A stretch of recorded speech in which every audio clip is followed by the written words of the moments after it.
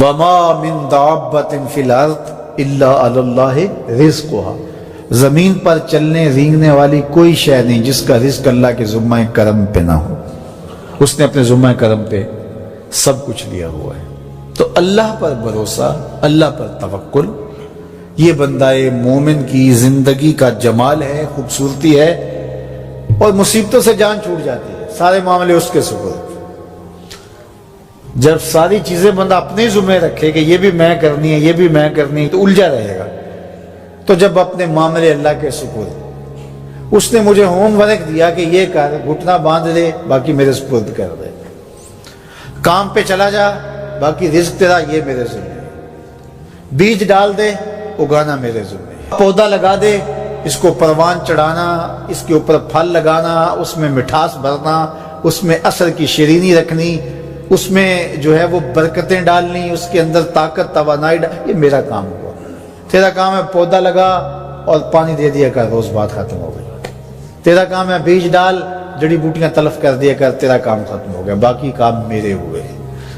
تو جب بندہ اس پہ ڈال دے، اللہ اکبر، تو پھر زندگی سوکھی ہو جاتی ہے، مصیبتوں سے بندہ چھوٹ جاتا ہے۔ توکل زندگی کا خوبصورت اسلوب ہے۔ تو حضرت سہل بن عبداللہ تستری فرماتے ہیں کہ توکل یہ ہے کہ ایسے ہو جاؤ جس طرح غسال کے آگے میت ہوتی ہے تو غسال اس کو جدھر حرکت دیتا رہے وہ ادھر حرکت کرتا رہتا ہے، وہ نہیں کہتا کہ پہلے یہ دھو اور پہلے یہ صاف کر اور پہلے یہ دھو۔ غسال کا کام ہے، اسے پتہ ہے تیرا کام ہے جدھر وہ تیرا رخ پلٹے ادھر تو پلٹتا جا۔ تو کہا تو اس کا بندہ ہے اور وہ تیرا رب ہے، تیری ضروریات کو کیسے پورا کرنا ہے، کون سی چیزیں تجھے دینی ہے، کون سی نہیں دینی، کون سی چیز کب دینی ہے، یہ اس کا کام ہے۔ اس لیے تو جو اس کا حکم ہے اس کو پورا کرتا رہے، ایک مطیع فرما بردار بندے کی طرح، باقی تیری ضرورتیں اس کے ذمہ کرم پہ ہوئی، تیری زندگی سوکھی ہو، خام خواہ اپنے آپ کو مشقت میں نہ ڈال، یہ توکل ہے۔ اور حضور نبی رحمت صلی اللہ علیہ وسلم کا ایک فرمان سنیے جو حضرت عبداللہ ابن عباس رضی اللہ تعالیٰ عنہ سے مروی ہے کہ آقا کریم نے ارشاد فرمایا، یدخل الجنہ من امتی 70,000 بغیر حساب، میری امت میں سے 70,000 لوگ ایسے ہیں جو بغیر حساب کے جنت میں جائیں گے۔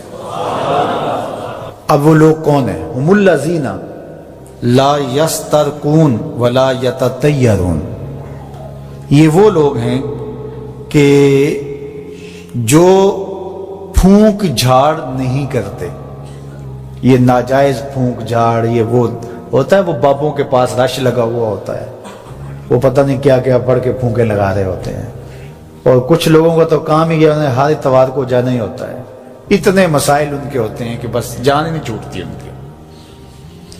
اور ایسے جاہلوں کے پاس، ایسے نکموں کے پاس کہ جو شرکیہ کلمات پڑھتے ہیں۔ تو فرمایا جو 70,000 لوگ بغیر حساب کے جنت میں جائیں گے، یہ کون لوگ ہیں؟ فرمایا کہ یہ وہ خوش نصیب لوگ ہیں کہ جو ناجائز رقیہ نہیں کرتے، جو شرکیہ جھاڑ پھونک میں مبتلا نہیں ہوتے، نہ کرتے ہیں نہ کرواتے ہیں، ولا یتطیرون، اور بدشگونی بھی نہیں لیتے۔ بلی راستہ کاٹ گئی تو آج میرا کام خراب ہو گیا، آج صبح فلان نحس مجھے مل گیا تو آج جو ہے وہ یہ مسئلہ ہو گیا، آج یہ ہو گیا، آج یہ ہو گیا، انہی چکروں میں رہتے ہیں۔